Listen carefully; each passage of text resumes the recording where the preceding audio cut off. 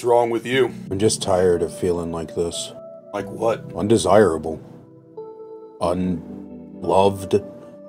Uncared for. You are loved, though. I mean, you got your friends, family, mom, your granny. Got a lot of followers on social media. That actually counts as love. Well, no, it's not that. It's not that I don't have people in my life that I think care for me. It's that... it's cringe. I don't want to talk about it. I mean, who better to talk with about this kind of thing than yourself, huh? I want to be in a relationship. And this has been a problem my entire life, and every time I bring it up, people are like, oh, you need a relationship to be happy. Like, I know I don't, right? I know I don't need a relationship to be happy, but I would fucking like one. I would be happier with one. And apparently that's like a big red flag or some shit. I mean, relationships are nice, but you can't really consider them a solution, can you?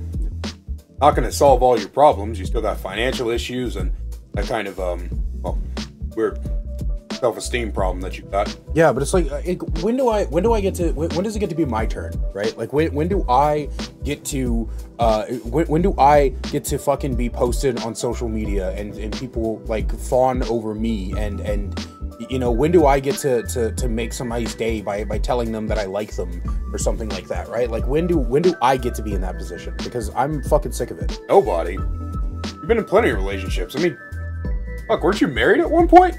Yeah, I was married, and that dream fell apart very fucking quickly.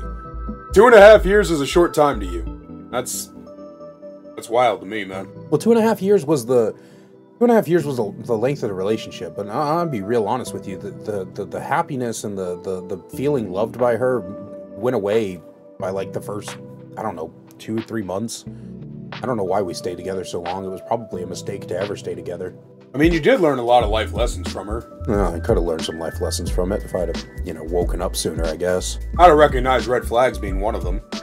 You also learned a lot about yourself in that.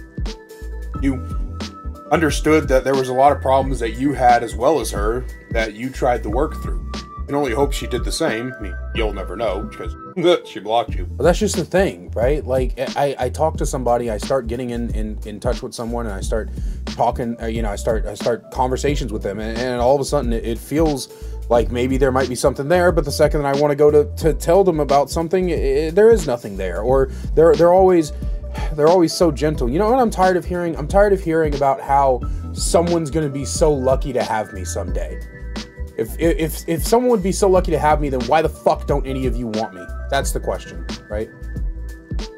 That's the question. Why doesn't anybody want me? If someone's gonna be so lucky to have me. Yeah, but I think you're giving up too easy. I mean, you're treating the fact that you're 30 years old like it's the end of the world. You still got another 60 years on this planet. There's got to be someone out there for you. Listen, if 50-year-old people can find love, I'm sure your ass can. You really start to feel like you're nobody's type, right? Yeah. Like you hear all this stuff about how you're funny and you're fun to be around and you're kind and you're loving and you're just, people love being with you, but the second that the slight thought of being romantically involved with you or even giving a fucking goddamn cuddle or some shit, just something to make you feel loved comes up, no, all of a sudden everybody's like, not for me though. You're not for me. You're definitely for somebody, some fucking mythical unicorn out in the world. You're definitely for someone, just not me though. I mean, what do you want? They don't think of you that way. It's ridiculous to assume that just because someone likes you as a person that they're going to like you romantically. I don't know, man. I don't know. I feel like the entire world is against me sometimes.